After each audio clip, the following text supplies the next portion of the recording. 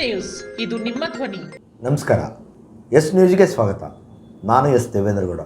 ಇಂದಿನ ಮುಖ್ಯಾಂಶಗಳು. ವಿವಿಧ ಬೇಡಿಕೆಗಳಿಗಾಗಿ ಅಖಿಲ ಭಾರತ ಕೃಷಿ ಮತ್ತು ಗ್ರಾಮೀಣ ಕಾರ್ಮಿಕ ಸಂಘಟನೆಯಿಂದ ಪ್ರತಿಭಟನೆ. ಜಾರಿಯಾಳ ಗ್ರಾಮದಲ್ಲಿ ವಲಯ ಮಟ್ಟದ ಪ್ರೌಢಶಾಲಾ ಮಕ್ಕಳ ಕ್ರೀಡಾಕೂಟ. ವಚನಗಳು ಸರ್ವಕಾಲಿಕ ಸತ್ಯವಾಗಿವೆ. ಡಿ.ಎಚ್. ಕಂಬಳಿ. ಶ್ರೀಕೃಷ್ಣ ಜನ್ಮಾಷ್ಟಮಿ ಮನಸೆಳೆದ ಕೃಷ್ಣರಾಧೆಯರು. ಕಾವ್ಯ ಕಮ್ಮಟಗಳು ಸಾಹಿತ್ಯ ಅಭಿರುಚಿ ಬೆಳೆಸಲು ಸಹಾಯಕ. ಶಂಕರ ದೇವರು ಹಿರೇಮಠ. ವಾರ್ತೆಗಳ ವಿವರ.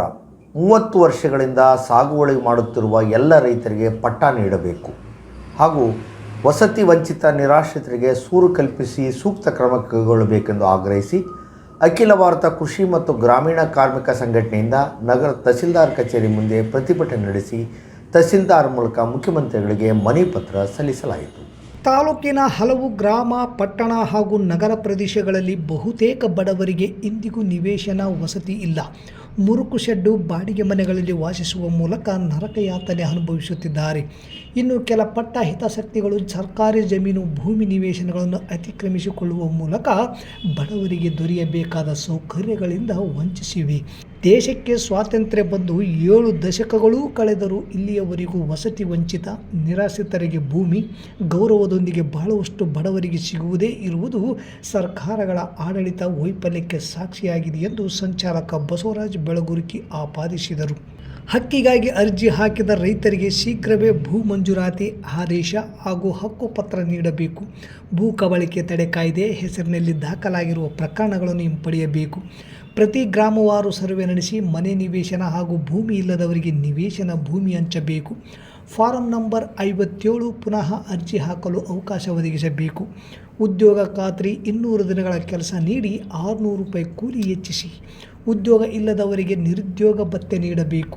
ವೃದ್ಧಾಪ್ಯ ವೇತನ 2,000, ಅಂಗವಿಕಲರಿಗೆ 3,000 ವೇತನ ಹೆಚ್ಚಿಸಬೇಕೆಂದರು. ಈ ಸಂದರ್ಭದಲ್ಲಿ ಬಸವರಾಜ್ ಕೊಂಡೆ, ಪಂಪಾಪತಿ ಬೆಳಗುರ್ಕಿ, ಬಸವರಾಜ್ ಕಂಟ್ಯಪ್ಪ ರೈತನಗರ ಕ್ಯಾಂಪ್, ನಾಗರಾಜ್, ಹನುಮಂತ, ಶರಣಬಸವ, ಅಮರೇಶ್, ಅರಳಯ್ಯ, ಬಸವಲಿಂಗ, ವಿಜಯ್ ಕುಮಾರ್ ಸೇರಿದಂತೆ ಇತರರು ಇದ್ದರು. ಮಕ್ಕಳು ಪಠ್ಯಪುಸ್ತಕದ ಪಾಠಗಳ ಜೊತೆಗೆ ಕ್ರೀಡಾಕೂಟಗಳಲ್ಲಿ ತೊಡಗಿಸಿಕೊಂಡಾಗ ಮಾತ್ರ ದೈಹಿಕವಾಗಿ, ಮಾನಸಿಕವಾಗಿ ಬಲಿಷ್ಠರಾಗಲು ಸಾಧ್ಯ ಎಂದು ತಾಲೂಕಾ ದೈಹಿಕ ಪರಿವೀಕ್ಷಕರಾದ ಸೋಮಲಿಂಗಪ್ಪ ಹೇಳಿದರು. ತಾಲೂಕಿನ ಜಾಲಿಹಾಳ್ ಗ್ರಾಮದಲ್ಲಿ ಜಿಲ್ಲಾ ಪರಿಶಿಷ್ಟ ವರ್ಗಗಳ ಕಲ್ಯಾಣ ಅಧಿಕಾರಿಗಳು ರಾಯಚೂರು, ಶಾಲಾ ಶಿಕ್ಷಕ ಸಾಕ್ಷರತಾ ಇಲಾಖೆ ರಾಯಚೂರು, ಕ್ಷೇತ್ರ ಶಿಕ್ಷಣಾಧಿಕಾರಿಗಳು ಹಾಗೂ ಕ್ಷೇತ್ರ ಸಮನ್ವಯ ಅಧಿಕಾರಿಗಳು ಕಾರ್ಯಾಲಯ ಸಿಂಧನೂರು, ಸಮೂಹ ಸಂಪನ್ಮೂಲ ಕೇಂದ್ರ ಜಾಲಿಹಾಳ್, ಡಾಕ್ಟರ್ ಬಿ.ಆರ್. ಅಂಬೇಡ್ಕರ್ ಬಾಲಕಿಯರ ವಸತಿ ಶಾಲೆ ಇವರ ಸಹಯೋಗದಲ್ಲಿ 2024-25ನೇ ಸಾಲಿನ ಜಾಲಿಹಾಳ್ ವಲಯ ಮಟ್ಟದ ಪ್ರೌಢಶಾಲಾ ಮಕ್ಕಳ ಕ್ರೀಡಾಕೂಟದಲ್ಲಿ ಭಾಗವಹಿಸಿ ಮಾತನಾಡಿದರು. ಗ್ರಾಮ ಪಂಚಾಯಿತಿ ಅಧ್ಯಕ್ಷೆ ಲಕ್ಷ್ಮೀ ವಿರೂಪಾಕ್ಷಪ್ಪ ಜ್ಯೋತಿ ಬೆಳಗಿಸುವುದರ ಮೂಲಕ ಉದ್ಘಾಟನೆಗೊಳಿಸಿದರು. ಈ ಸಂದರ್ಭದಲ್ಲಿ ಲಿಂಗಪ್ಪ ಗೂಡೂರು, ಎಚ್. ಪಂಪಾರೆಡ್ಡಿ, ಡಿ. ಮರಿಯಪ್ಪ, ಗ್ರಾಮ ಪಂಚಾಯಿತಿ ಸದಸ್ಯರಾದ K. Kanakappa, K. Pampapati, G. Sharanappa, K. Kumar, B. Veeresh, Srinivas, Rangapura camp, Ambedkar ಶಾಲೆಯ ಮುಖ್ಯ ಗುರುಗಳಾದ ಮಾಳಿಂಗಪ್ಪ, ಗ್ರಂಥಪಾಲಕರಾದ ಎಸ್. ನಾಗರಾಜ್ ಸೇರಿದಂತೆ ಅನೇಕರು ಉಪಸ್ಥಿತರಿದ್ದರು. ಶಿಕ್ಷಕಿ ಗಂಗಮ್ಮ ನಿರೂಪಿಸಿದರು. ನಗರದ ಅನಿಕೇತನ ಪದವಿ ಪೂರ್ವ ಕಾಲೇಜಿನಲ್ಲಿ ಕರ್ನಾಟಕ ವಚನ ಸಾಹಿತ್ಯ ಪರಿಷತ್ತಿನ ಮಹಿಳಾ ಜಿಲ್ಲಾ ಘಟಕ ರಾಯಚೂರು, ತಾಲೂಕಾ ಮಹಿಳಾ ಘಟಕ ಸಿಂಧನೂರು ಇವರುಗಳ ಸಂಯುಕ್ತ ಆಶ್ರಯದಲ್ಲಿ ಹಮ್ಮಿಕೊಂಡಿದ್ದ ಶ್ರಾವಣ ಸೋಮವಾರ ಪ್ರಯುಕ್ತ ವಚನೋತ್ಸವ ಕಾರ್ಯಕ್ರಮವನ್ನು ತಾಲೂಕಾ ಪತ್ರಕರ್ತರ ಸಂಘದ ಅಧ್ಯಕ್ಷ ಡಿ.ಎಚ್. ಕಂಬಳಿ ಉದ್ಘಾಟಿಸಿದರು. ವಚನಕಾರರು ಮಹಿಳೆಯರಿಗೆ ತುಂಬ ಆದ್ಯತೆ ಕೊಟ್ಟಿದ್ದರು. ಲಿಂಗ, ವರ್ಗ, ವರ್ಣ ಭೇದವಿಲ್ಲದೆ ಎಲ್ಲರೂ ಸಮಾನರೆಂಬ ಭಾವನೆ ಅವರದಾಗಿತ್ತು. ಸಮಾಜದಲ್ಲಿ ಸಮಾನತೆ, ಸಮತಾ ಭಾವದಿಂದ ಸುಂದರವಾದ ಸಮಾಜ ನಿರ್ಮಾಣ ಮಾಡುವ ಕನಸು ಕಟ್ಟಿಕೊಂಡಿದ್ದರು. ವಚನಕಾರರು ಕಾಲಜ್ಞಾನಿಗಳಾಗಿದ್ದರು. ಮುಂದಿನ ಭವಿಷ್ಯವನ್ನು ಅರ್ಥ ಮಾಡಿಕೊಳ್ಳುವ ಆಧ್ಯಾತ್ಮ ಜೀವಿಗಳಾಗಿದ್ದರು. ಕನ್ನಡ ಸಾಹಿತ್ಯ ಲೋಕದಲ್ಲಿ ವಚನ ಸಾಹಿತ್ಯ ಸುವರ್ಣಯುಗವೆಂದು ಹೇಳಲಾಗುತ್ತಿದೆ. ಹೀಗಾಗಿ ವಚನಗಳು ಸರ್ವಕಾಲಿಕ ಸತ್ಯವಾಗಿವೆ. ಮಹಿಳಾ ವಚನ ಸಾಹಿತ್ಯ ಪರಿಷತ್ನಿಂದ ಮಹಿಳೆಯರೆಲ್ಲ ಸೇರಿ ಶ್ರಾವಣ ಮಾಸದಲ್ಲಿ ಪ್ರತಿ ಸೋಮವಾರ ವಚನೋತ್ಸವ ಕಾರ್ಯಕ್ರಮ ಹಮ್ಮಿಕೊಂಡಿರುವುದು ಶ್ಲಾಘನೀಯವೆಂದು ಪತ್ರಕರ್ತರ ಸಂಘದ ತಾಲೂಕು ಅಧ್ಯಕ್ಷ ಡಿ.ಎಚ್. ಕಂಬಳಿ ಹೇಳಿದರು. ಅತಿಥಿಯಾಗಿ ಭಾಗವಹಿಸಿದ್ದ ಹಿರಿಯ ಸಾಹಿತಿ ಹಾಗೂ ಜಿಲ್ಲಾ ವಚನ ಮಹಿಳಾ ಸಾಹಿತ್ಯ ಪರಿಷತ್ತಿನ ಉಪಾಧ್ಯಕ್ಷೆ ಡಾಕ್ಟರ್ ಮಧುಮತಿ ದೇಶಪಾಂಡೆಯವರು ಮಾತನಾಡಿ, 12ನೆಯ ಶತಮಾನದ ವಚನಕಾರರು ತಾವು ಬರೆದಿರುವ ವಚನಗಳಲ್ಲಿ ಸಮಾಜಕ್ಕೆ ಉತ್ತಮವಾದ ಸಂದೇಶವನ್ನು ನೀಡುವಂತಿವೆ. ಬಸವಣ್ಣನವರ ಉಳ್ಳವರು ಶಿವಾಲಯ ಮಾಡುವರು, ನಾನೇನು ಮಾಡಲಿ ಬಡವನಯ್ಯ, ಎನ್ನ ದೇಹವೇ ದೇಗುಲ, ಎನ್ನ ಶಿರವೇ ಒನ್ನ ಕಳಸವಯ್ಯ ಎಂಬ ವಚನ ತುಂಬ ಅರ್ಥಗರ್ಭಿತವಾಗಿದೆ. ನಮ್ಮ ದೇಹವನ್ನು ದೇವಾಲಯ ಮಾಡಿಕೊಳ್ಳುವುದೆಂದರೂ ಬಾಹ್ಯ ಮತ್ತು ಆಂತರಿಕ ಸ್ವಚ್ಛತೆ ಎನ್ನುವುದು ಸಾಮಾನ್ಯ ಮಾತಲ್ಲ. ಇದಕ್ಕಿಂತ ದೊಡ್ಡ ತತ್ವಶಾಸ್ತ್ರ, ಆಧ್ಯಾತ್ಮ ಯಾವುದೂ ಇಲ್ಲವೆಂದು ಹೇಳಿ ಮಹಿಳಾ ವಚನಕಾರ್ತಿಯರಾದ ಆಯ್ದಕ್ಕೆ ಲಕ್ಕಮ್ಮನ ಜೀವನ ಸಾಧನೆ ಕುರಿತು ಮಾತನಾಡಿದರು.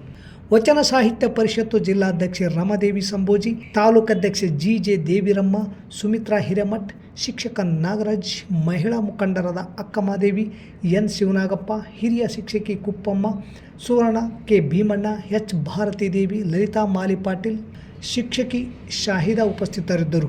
ಗೌರವ ಸನ್ಮಾನ ಇದೇ ಸಂದರ್ಭದಲ್ಲಿ ತಾಲೂಕು ಪತ್ರಕರ್ತರ ಸಂಘದ ಅಧ್ಯಕ್ಷ ಡಿ.ಎಚ್. ಕಂಬಳಿ, ಉಪನ್ಯಾಸ ನೀಡಿದ ಡಾಕ್ಟರ್ ಮಧುಮತಿ ದೇಶಪಾಂಡೆ, ಮಂಜುಳಾ ನಾಗರಾಜ್ ದಂಪತಿಗಳನ್ನು ಗೌರವಿಸಿ ಸನ್ಮಾನಿಸಲಾಯಿತು.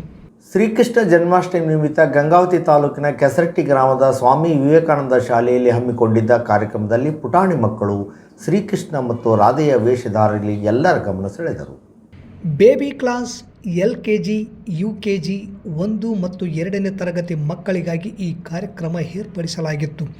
52 ಮಕ್ಕಳು ಬಾಲಕೃಷ್ಣನ ಮತ್ತು ಪುಟ್ಟ ರಾಧೆಯ ವೇಷದಲ್ಲಿ ಬಂದು ತಮ್ಮ ಪರಿಚಯವನ್ನು ಮಾಡಿಕೊಂಡು ತೊದಲು ನುಡಿಯಿಂದಲೇ ಹ್ಯಾಪಿ ಕೃಷ್ಣ ಜನ್ಮಾಷ್ಟಮಿ ಎಂದು ಮೈಕ್ನಲ್ಲಿ ಹೇಳಿ ಚಪ್ಪಾಳೆ ಗಿಟ್ಟಿಸಿಕೊಂಡರು. ಈ ವೇಳೆ ಈ ಮಕ್ಕಳಿಗಾಗಿಯೇ ವಿಶೇಷ ಫೋಟೋ ಕಾರ್ಯಕ್ರಮವನ್ನು ಏರ್ಪಡಿಸಲಾಗಿತ್ತು. ಸಂಸ್ಥೆಯ ಕಾರ್ಯದರ್ಶಿ ಶ್ರೀಮತಿ ಜಯಶ್ರೀ ಜಿ. ಶ್ರೀಧರ್, ಆಡಳಿತಾಧಿಕಾರಿ ಲಿಂಗಾರೆಡ್ಡಿ ಆಲೂರ್, ಮುಖ್ಯ ಶಿಕ್ಷಕ ರಾಘವೇಂದ್ರ ದಂಡಿನ್ ವೇದಿಕೆ ಮೇಲಿದ್ದರು. ಪಾಲಕರು ಉತ್ಸಾಹದಿಂದ ಪಾಲ್ಗೊಂಡಿದ್ದರು. ಶಿಕ್ಷಕರಾದ ಅಭಿಷೇಕ್ ಆಚಾರ್ಯ, ದೀಪಾ, ಅಮೃತ, ಅನುಜಾ, ಅಪ್ಸಜಾ ಬೀನ್, ಬಸಮ್ಮ ಮತ್ತು 10ನೇ ತರಗತಿ ವಿದ್ಯಾರ್ಥಿಗಳು ವಿಶೇಷವಾಗಿ ಅಲಂಕಾರ ಮಾಡಿದ್ದರು. ಮಕ್ಕಳ ಕಾವ್ಯ ಕಮ್ಮಟಗಳು ಮಕ್ಕಳು ಕಲಿಕೆಯನ್ನು ಸುಧಾರಣೆ ಹೊಂದಲು, ಬರವಣಿಗೆ ಕೌಶಲ್ಯವನ್ನು ಅಭಿವೃದ್ಧಿಪಡಿಸಲು ಸಹಾಯಕವಾಗುತ್ತದೆ. ಸಾಹಿತ್ಯ ರಚನೆ, ಕಲೆ, ಸಾಹಿತ್ಯ ಅಭಿಮಾನವನ್ನು, ಓದುವ ಅಭಿರುಚಿಯನ್ನು ಮೂಡಿಸುವಲ್ಲಿ ಕಾವ್ಯ ಕಮ್ಮಟಗಳು ಮಹತ್ವದ ಪಾತ್ರ ವಹಿಸುತ್ತವೆ ಎಂದು ಶಂಕರದೇವರ ಹಿರೇಮಠ್ ಹೇಳಿದರು. ತಾಲೂಕಿನ ಹೆಡಿಗೆನಾಳ್ ಗ್ರಾಮದ ಸರ್ಕಾರಿ ಪ್ರೌಢಶಾಲೆಯಲ್ಲಿ ಮಕ್ಕಳ ಸಾಹಿತ್ಯ ಪರಿಷತ್ತು ಜಿಲ್ಲಾ ಘಟಕ ರಾಯಚೂರು, ಚೆಲುವ ಚಿಣ್ಣರು ಮಕ್ಕಳ ಸಾಹಿತ್ಯ ಪತ್ರಿಕೆ ಸಿಂಧನೂರು ಸಂಯುಕ್ತಾಶ್ರಯದಲ್ಲಿ ಒಂದು ದಿನದ ಮಕ್ಕಳ ಕಾವ್ಯ ಕಮ್ಮಟದ ಸಂಪನ್ಮೂಲ ವ್ಯಕ್ತಿಯಾಗಿ ಭಾಗವಹಿಸಿ ಮಾತನಾಡಿದ ಅವರು, ಈಗಿನ ಸ್ಪರ್ಧಾತ್ಮಕ ಯುಗದಲ್ಲಿ ಬರವಣಿಗೆ ಕೌಶಲ್ಯವು ಮಹತ್ವದ್ದು. ನಿರಂತರ ಓದು ಹಾಗೂ ಸಾಹಿತ್ಯ ಕೃತಿಗಳ ಅಧ್ಯಯನದಿಂದ ಕಾವ್ಯ ರಚನಾ ಪ್ರೌಢಿಮೆಯನ್ನು ಬೆಳೆಸಿಕೊಳ್ಳಲು ಸಹಾಯಕವಾಗುತ್ತದೆ ಎಂದರು. ಅಧ್ಯಕ್ಷತೆ ವಹಿಸಿದ್ದ ಶಾಲೆಯ ಮುಖ್ಯ ಗುರುಗಳಾದ ನಟರಾಜ್ ಟಿ, ಮಕ್ಕಳು ಸಾಹಿತ್ಯ ಅಭಿರುಚಿಯನ್ನು ಬೆಳೆಸಿಕೊಳ್ಳಬೇಕು. ಸಾಹಿತ್ಯದ ನಂತರ ಓದು ಹಾಗೂ ಅಧ್ಯಯನದಿಂದ ಬರವಣಿಗೆ ಕೌಶಲ್ಯ ಹಾಗೂ ಸಾಹಿತ್ಯ ರಚನೆಗೆ ಪ್ರೇರಣೆ ನೀಡುತ್ತವೆ. ವಿದ್ಯಾರ್ಥಿಗಳು ಕಮ್ಮಟಗಳಲ್ಲಿ ಭಾಗವಹಿಸಿ ಅದರ ಸದುಪಯೋಗ ಪಡೆಯುವಲ್ಲಿ ಯಶಸ್ವಿಯಾಗಿ ಕಾವ್ಯ ರಚನೆಯಲ್ಲಿ ತೊಡಗಬೇಕು ಎಂದರು. ಮಕ್ಕಳ ಕಾವ್ಯ ಕಮ್ಮಟದಲ್ಲಿ 30 ವಿದ್ಯಾರ್ಥಿಗಳು ಭಾಗವಹಿಸಿದ್ದರು. ಭಾಗವಹಿಸಿದ ವಿದ್ಯಾರ್ಥಿಗಳಿಗೆ ಅಭಿನಂದನಾ ಪತ್ರಗಳನ್ನು ಹಾಗೂ 6,000 ಮೌಲ್ಯದ ಮಕ್ಕಳ ಸಾಹಿತ್ಯ ಕೃತಿಗಳನ್ನು ನೀಡಲಾಯಿತು. ಕಮ್ಮಟದಲ್ಲಿ ಕವಿಗೋಷ್ಠಿ ಹಮ್ಮಿಕೊಳ್ಳಲಾಗಿತ್ತು. ವಿದ್ಯಾರ್ಥಿಗಳು ಕಾವ್ಯ ಕಮ್ಮಟದಲ್ಲಿ ರಚಿಸಿದ ಸ್ವರಚಿತ ಕವನಗಳು ಮತ್ತು ಕವಿತೆಗಳನ್ನು ವಾಚನ ಮಾಡಿದರು. ನಿರ್ದೇಶಕರಾದ ಮಹಾಂತೇಶ್ ಬಿ ಉಪಸ್ಥಿತರಿದ್ದರು. ಕಾವ್ಯ ಕಮ್ಮಟದಲ್ಲಿ ಶಾಲೆಯ ಅತಿಥಿ ಶಿಕ್ಷಕರಾದ ಸಿದ್ದಪ್ಪ, ಮಂಜುಳಾ ಹಾಗೂ ಸಂಧ್ಯಾ ಇದ್ದರು. ವಿದ್ಯಾರ್ಥಿ ಹೈಮಾವತಿ ಪ್ರಾರ್ಥಿಸಿದರು. ಪಂಪಾಪತಿ ಸ್ವಾಗತಿಸಿದರು. ನಿರೂಪಣೆ ಸಿದ್ದಲಿಂಗಪ್ಪ ಮಾಡಿದರು. ಮತ್ತೊಮ್ಮೆ ಮುಖ್ಯಾಂಶಗಳು. ವಿವಿಧ ಬೇಡಿಕೆಗಳಿಗಾಗಿ ಅಖಿಲ ಭಾರತ ಕೃಷಿ ಮತ್ತು ಗ್ರಾಮೀಣ ಕಾರ್ಮಿಕ ಸಂಘಟನೆಯಿಂದ ಪ್ರತಿಭಟನೆ. ಜಾರಿಯಾಳ್ ಗ್ರಾಮದಲ್ಲಿ ವಲಯ ಮಟ್ಟದ ಪ್ರೌಢಶಾಲಾ ಮಕ್ಕಳ ಕ್ರೀಡಾಕೂಟ. ವಚನಗಳು ಸರ್ವಕಾಲಿಕ ಸತ್ಯವಾಗಿವೆ. ಡಿ.ಎಚ್. ಕಂಬಳಿ. ಶ್ರೀಕೃಷ್ಣ ಜನ್ಮಾಷ್ಟಮಿ ಮನಸೆಳೆದ ಕೃಷ್ಣರಾಧೆಯರು. ಕಾವ್ಯ ಕಮ್ಮಟಗಳು ಸಾಹಿತ್ಯ ಅಭಿರುಚಿ ಬೆಳೆಸಲು ಸಹಾಯಕ. ಶಂಕರದೇವರ ಹಿರೇಮಠ್. ಇಲ್ಲಿಗೆ ವಾರ್ತಾ ಪ್ರಸಾರ ಮುಕ್ತಾಯವಾಯಿತು. ನಿರಂತರ ಸುದ್ದಿಗಾಗಿ ವೀಕ್ಷಿಸಿ ಎಸ್ ನ್ಯೂಸ್. ಇದು ನಿಮ್ಮ ಧ್ವನಿ. ನಮಸ್ಕಾರ.